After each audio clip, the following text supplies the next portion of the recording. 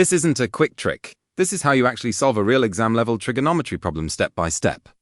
If you've ever been confused by angle of elevation questions, this one will finally make it clear. From point A, the angle of elevation to the top of a building is 32 degrees. Walk in 70 meters closer, the angle changes to 44 degrees. How high is the building? Let's solve this. I labeled where the person started at A, he's walking to B.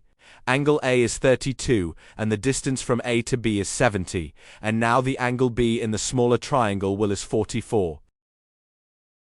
So we must know Tutor for right-angled triangles, and for this question also we need to know the sine law, which is A over sine A equals B over sine B equals C over sine C.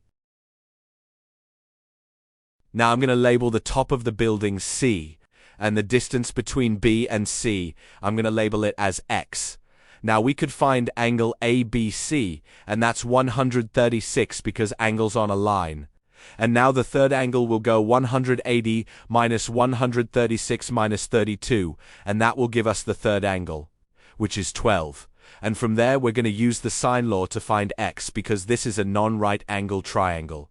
Triangle ABC is a non-right angle triangle. And now we have X over sine 32 equals 70 over sine 12, and to be able to solve this, cross multiply sine 32 to the 70.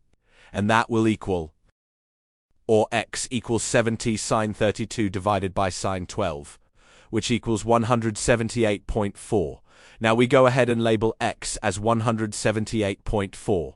And we look at the triangle with the height of the building, the small triangle, and we notice it's a right-angle triangle.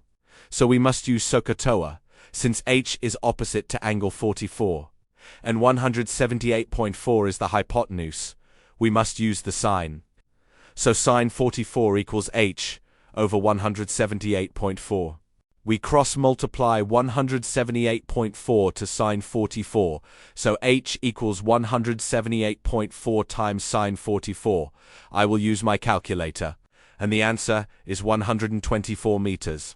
And therefore the height of the building is 124 meters. Now here's the key takeaway. This type of problem is not about memorizing formulas, it's about setting things up correctly. If you define your variables clearly and build the right equations, everything becomes much easier. Once your equations are correct, the math really does the rest. Take your time with these steps, don't rush, and always focus on understanding why you're doing each step. That's what makes you strong in math. And just so you know, I offer online math tutoring from Canada with over 25 years of teaching experience. If you'd like help, you can reach me directly on WhatsApp at 1-250-813-0291. If this video helped you, make sure to like, comment, and subscribe for more clear step-by-step math lessons.